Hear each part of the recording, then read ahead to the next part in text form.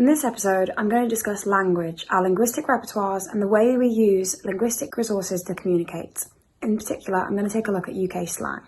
Within English, there is also language variation. For example, there are multiple dialects within English as a standard language, including Geordie, Scouse, and so on.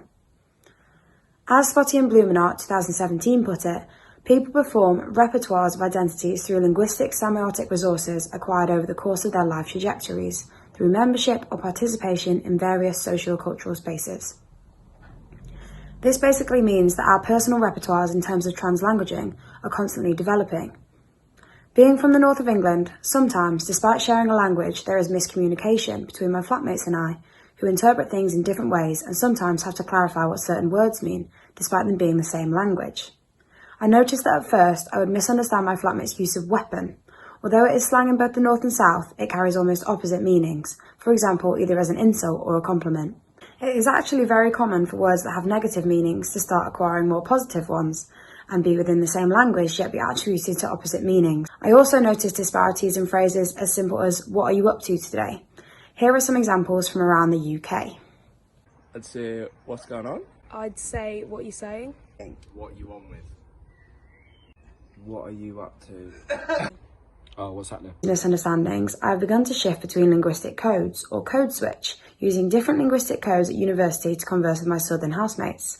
I find myself adopting more London slang, for example, word, which presents me as translanguaging, as when I return home from the holidays, I use different semiotic resources and language to speak to my northern friends. If we interpret this in terms of Horner and Weber and the peach and onion perspectives, I would take the onion perspective. Basically, this is the belief that I have the possibility of multiple changing selves, which is not essentialist. It's instead socially constructivist, because I believe that I can construct my identity within society. To conclude, our identity is viewed differently depending on who we are being perceived by, which causes us to adjust our linguistic resources depending on who we're speaking to. Have a think about how you communicate. Do you do the same? In this video, I'm going to explore how the 5-star rating system functions as a semiotic mode with its own grammar. This rating system is something which I often come across online and in person. I'm invited to engage with it, giving my own ratings on certain media platforms regularly. But first, let's start with identifying the 5 stars. Here you can see a diagram of applications such as TripAdvisor, Agoda and Booking.com and their results. Customers are encouraged to engage in their own rating of each hotel after a stay via the application. The preconceptions which you might have from a 5-star hotel or restaurant imply a luxury stay, where a 2-star hotel might imply a much less luxurious stay. You might anticipate how to dress or how to act according to the rating. In this review, the reviewer chose to add pictures to further exaggerate her point about how good the restaurant was. It shows, not tells. Uber is an application which I have on my phone. I use it to book taxis quite frequently. So, at the end of your journey, you're invited to give your driver a rating out of 5 stars. You may be considering some of the things about your journey and the channels of perception which you encountered during that journey. So, the wait time, the car cleanliness, the conversation with the driver, and the driver's navigation. However, at the end of a WhatsApp call, I'm also asked to engage in the 5-star rating system. I wouldn't be using the rating system to work out how great our phone conversation was. I might be analysing how well I thought the media platform was to engage in that phone call. But with the Uber driver, I might be analysing how clean his car was, or her car was, and how rude or polite they were. And when I book a restaurant or hotel, I might be checking food taste and quality, the ambience of the restaurant. So, to conclude, the meaning of the sign can change. This sign is a way of communicating in its own right. It's capable of fulfilling certain purposes in different contexts. I'd like you to think about when you encounter the 5-star rating system and which applications do you engage in it. And also, which preconceptions do you have of a 5-star restaurant versus a 2-star restaurant?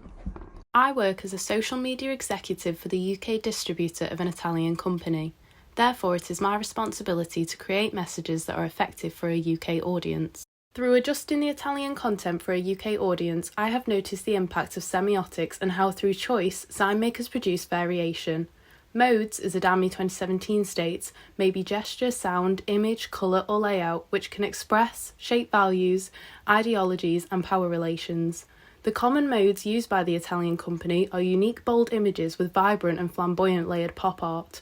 This expresses their fashion values and the need to stand out as they are very design-led and follow a narrative. However, these images were not successful with a UK audience and reduced engagement. I considered the reasons why this may be. It is arguable that the UK has a binary approach to things. We need clarity and structure.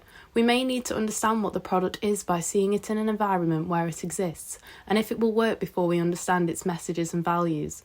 The Italian company has a different approach. They are extremely passionate, family values are essential, referring to their different products as family members. They display a narrative for their products and focus on the unique design in their luxury aspect. However, I have realised that it would be essentialist to assume that all Italians are fashion-focused, extremely passionate about design and uniqueness. It is perhaps that this small culture of a family business, proud of their success, believe that the values of their brand are what drives their company and sets them apart from large corporate brands. The brand is also new to the UK. This causes a need to understand the product clearly, without confusion and without images that are not directly linked to the products.